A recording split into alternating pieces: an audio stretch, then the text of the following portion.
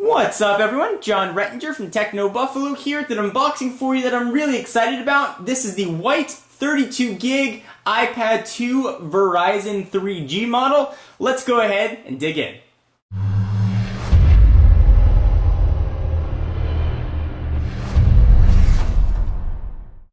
So I went white and Verizon. I figured my iPad 1 that I had was black, and on AT&T we'd go the exact opposite for comparison purposes. So here is the box. Of course, this is going to come in 16, 32, and 64 gigabyte varieties in all white and black, and available on AT&T or Verizon's 3G network.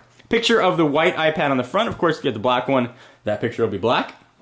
Apple logos on the side, iPad, and some business here. If you do get a 3G version, you do not have to activate it in the store. We will bring back Senor Stabby, the obligatory big ol' knife, and we will cut the plastic here. Go ahead and slice that on open. Let's see if that's enough to peel back this plastic. You figure of all the unboxings, I would be a plastic cutting pro by now, but I'm not. So we've got plastic off. There is iPad 2.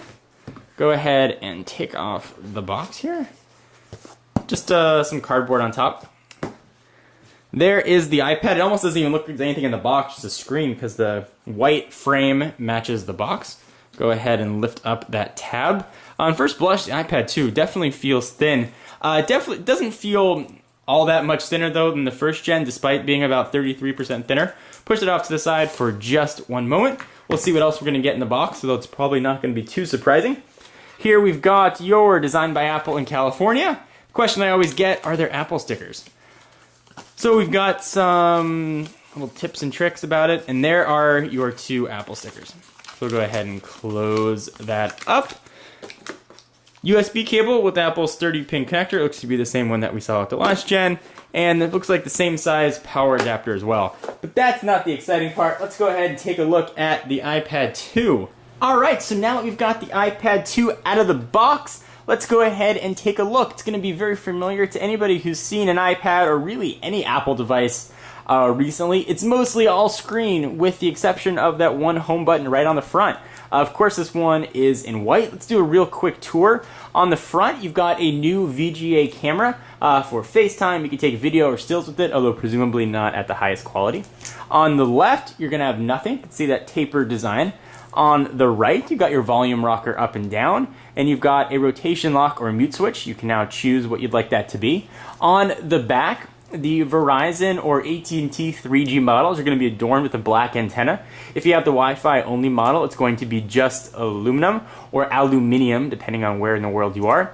And we've got a rear camera capable of shooting 720p video. It would also take stills. We've got a power and lock button on the top right there. 3.5mm headset jack, which is non-recessed. On the bottom, 30-pin connector. It's Apple's proprietary. It's now actually become a standard. It seems kind of weird to say proprietary standard.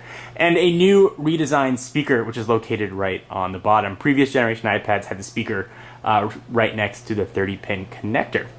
On first blush, it feels a little bit thinner, but not that noticeable. It definitely feels a little bit lighter, however, because of the design. You also don't have that iPad wobble that we saw with the first generation. When you put it on a flat surface, it's not going to move very much. And speaking of the first generation, let's go ahead and bring that in for a real quick comparison.